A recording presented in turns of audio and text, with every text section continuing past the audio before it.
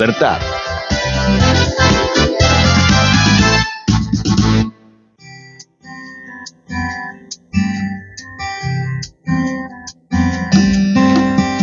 Bueno, arrancamos Rehabilitator, casi nada. Es la nueva sección que hemos puesto en marcha con la asociación Resurge, que dirige o que preside Julián Domínguez.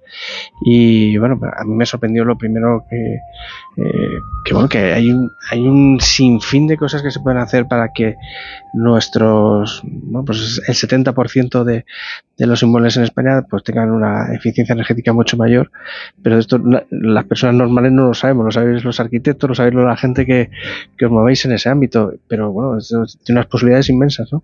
Bienvenidos.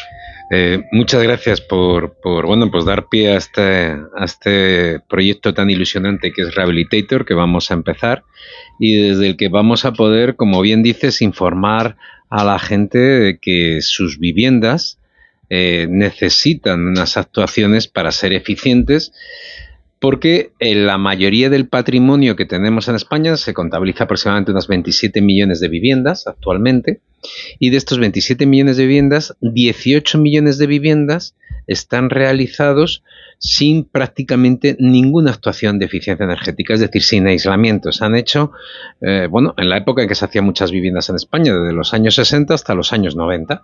En el 2000 ya empezó, en el 2008 la crisis y bueno, pues se ha quedado reducido, pero los grandes parques de viviendas que tenemos se han hecho en esas décadas y hay que tener en cuenta que no se colocaba, por ejemplo, aislamiento térmico hasta la década muy avanzada de los años 80, es decir, los primeros edificios de los 90 son los que empiezan a tener aislamiento, con lo cual, cuando tú estás metiendo calefacción en tu casa, se está yendo por todas las paredes y de hecho toca las paredes y están frías y tal. Entonces, bueno, pues lo primero que vamos a intentar es contar a la gente que sus casas necesitan esa mejora de la eficiencia energética, que pasará por ponerles un abrigo. Hablaremos de cómo son esos abrigos en las cubiertas, en las fachadas, en las ventanas, pero también pasa por mejorar lo que es la producción de esa energía que cada vez nos cuesta más, porque, bueno, ¿qué vamos a contar de las subidas de la energía en los últimos años, de la incertidumbre de cuánto va a costar el gas y el gasóleo en los próximos años, etcétera? Entonces, bueno, pues todo esto, enseguida cuando piensas, bueno, sí, eso es necesario, pero cuesta dinero, pero es que hay actuaciones que la gente no sabe que son subvencionables. No. Y son subvencionables en porcentajes muy altos, con fondos europeos, con fondos nacionales, con fondos municipales, etcétera.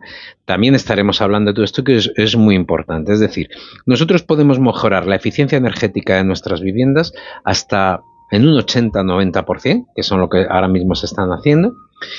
En cuanto la mejoramos más de un 30%, ya somos objetos de que nos den subvenciones, pero es que, por ejemplo, los Next Generation, que están ahora mismo tan de moda, tienen un capítulo en el que si tú mejoras la eficiencia energética de tu vivienda un 60%, te dan un 80% de la inversión.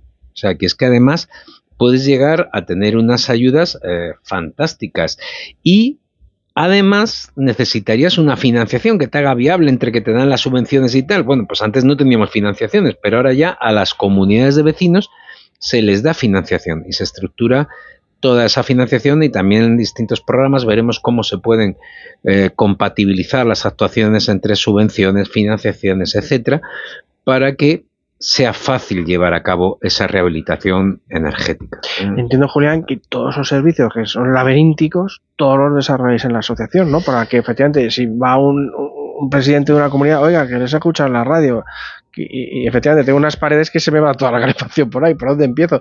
Entiendo que vosotros les guiáis en todo, ¿no? Sí. Además pasa una cosa, que hay una figura que se ha creado, que es la que estamos intentando potenciar mucho desde Resurge, que es la figura del agente rehabilitador.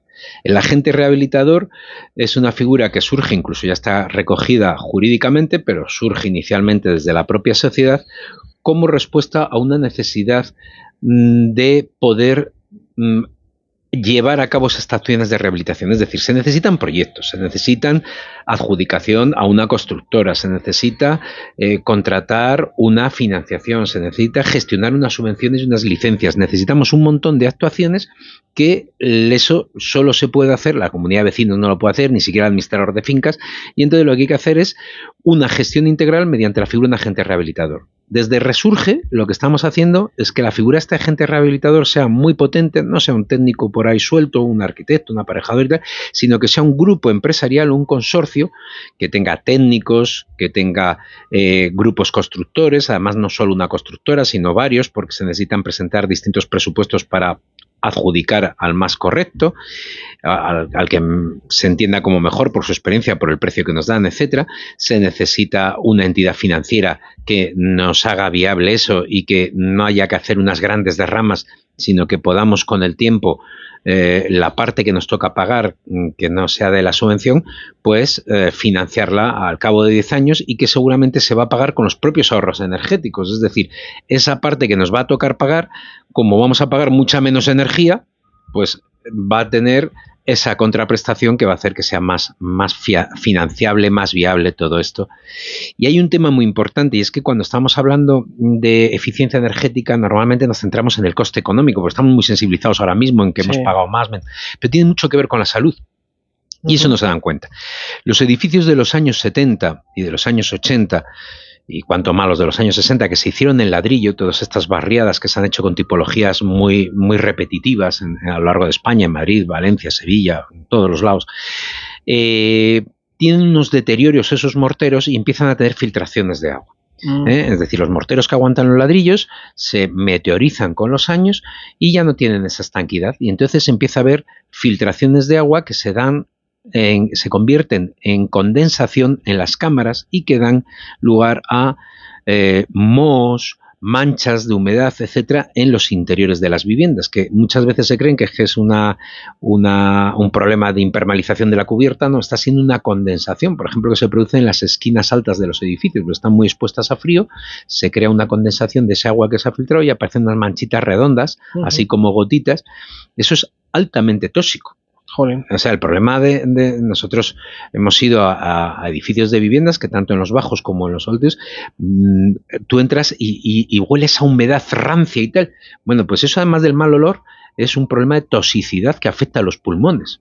Entonces, esos son temas de salud importantes, ¿eh? Y hay gente que se acostumbra o tiene muebles delante porque tiene toda la casa llena de cosas y no se da cuenta que tiene un asesino en serie que va poco a poco. Sí, como las manchas estas que se iban extendiendo por las casas en las películas de miedo, ¿no? Pues eso es. Entonces, hay un tema de salud, hay también un tema de estrés térmico entre acercarte a las zonas de ventana, que la temperatura baja 3 o 4 grados respecto a las otras zonas interiores de la vivienda. Es decir, cuando esta vivienda no está aislada, tú notas que hay agüita en los cristales y hay un poco de pared fría, el efecto pared fría que la tocas.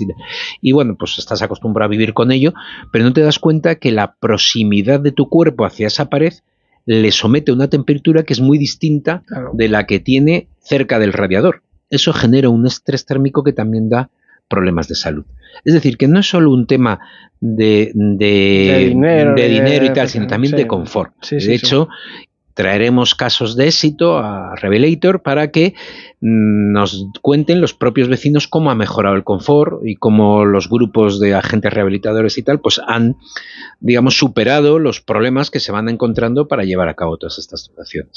Cuando empezamos, yo estoy ya nervioso para que nos traigan bueno, pues yo creo que esto vamos a empezar ya en el mes de enero. Vamos a venir más o menos quincenalmente. Sí, exacto, por aquí, ¿no? Quincenalmente. Vamos a intentarlo centrar en media hora, en 30 minutos, para que la gente pueda escucharlo de forma rápida todos los consejos.